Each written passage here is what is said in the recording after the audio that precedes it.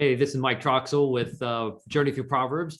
We'll want to look at Proverbs chapter 3, verse 29 through 32, simple principles that are in here. So do not plot harm against your neighbor, for those who live nearby trust you. Seems like a simple principle. Be nice to your neighbors. Don't try to hurt them. Don't look for ways you can advantage yourself by doing something to them. Don't pick a fight without reason when no one has done you harm. That also seems like a very important, simple principle. Don't pick fights for no reason. If someone doesn't do something to you, why would you go do something to them?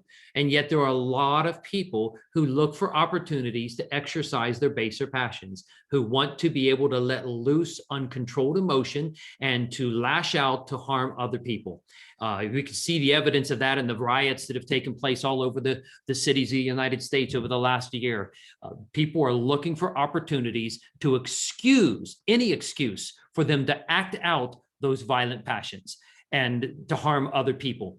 And so it's not about the reasons why people say it is, it's actually for something other. They just want to hurt people. They want to control people. They want to dominate people. That's what it's about. It always has been, and it always will be about power, controlling other people. Then in verse 31, don't envy violent people or copy their ways. Such wicked people are detestable to the Lord, but he offers his friendship to the godly. So Proverbs is very clear. Wicked people or violent people, people that harm other people without cause, are wicked people, and they're detestable to God. Society in general typically sees them as wicked people and detestable. However, because of the politics of what's happened in the country in the last year in the United States, many individuals have acted out these baser passions and have been basically left alone to do what they want, and many people have joined them. Here's what I found interesting is it's very much like cult followings. So what has taken place in the country, many of these individuals never intended to end up doing violent things and looting people's businesses and destroying their property and harming other people and intimidating other people. People didn't start out to think, oh, let's go harm other people. Let's go rob some people. Now, there are people that do. They're the wicked, violent people described in Scripture. In Proverbs chapter 3, what we're looking at. But there are other individuals who usually make up the majority of individuals that are the followers, not the leaders.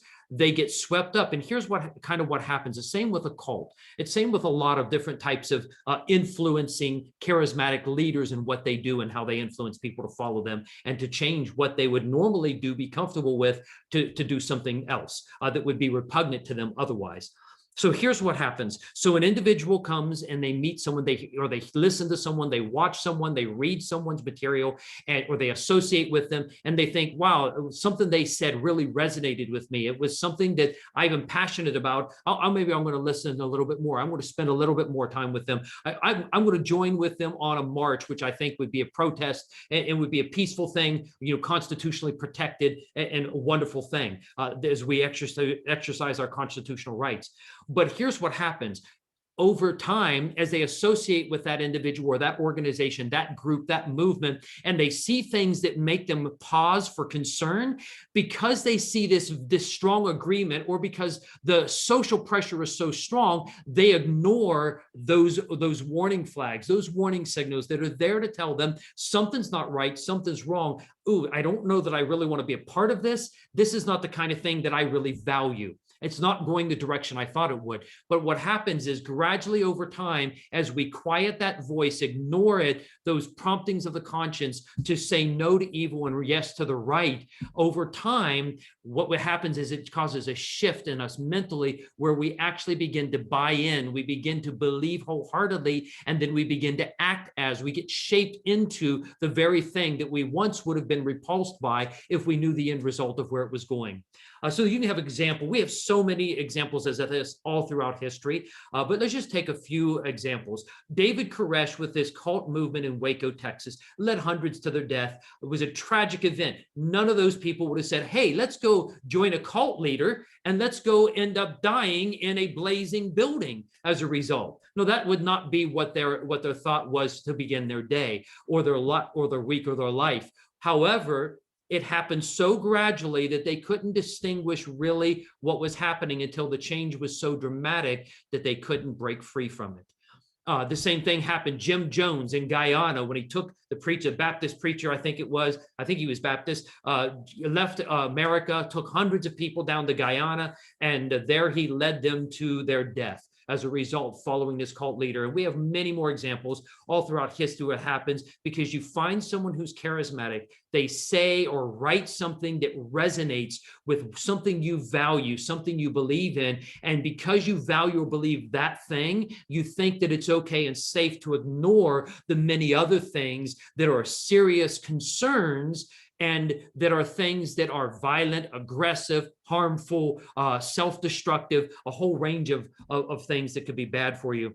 And this happens gradually. One person said that it was being blinded by the light.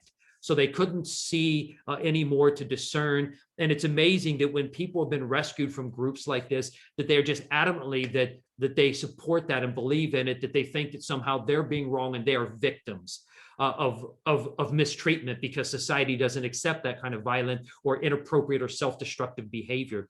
And this is why the Proverbs tells us to avoid those people. Don't copy them. Don't spend time with them. Stay away from them. And it's a very simple reason why, because those you associate with, those you listen to, those you read, those you watch are the people that will become the shaping voices and influences in your life.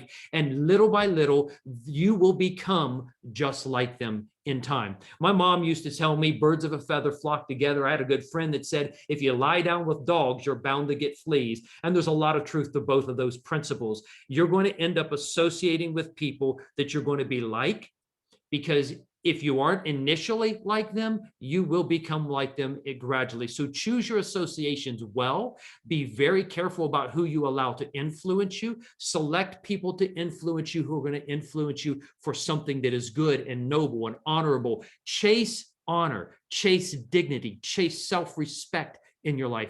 Chase those things to grab a hold of them, to be an example to others, to your children, to your spouse, to your boyfriend, girlfriend, parents, whoever it is, to other people around you of the good that you can be and to shine out the nobler qualities of humanity as a result. And that's really what Proverbs is talking about. And it's about respect for each other. It's about honor. It's about dignity. And it's about doing the right thing.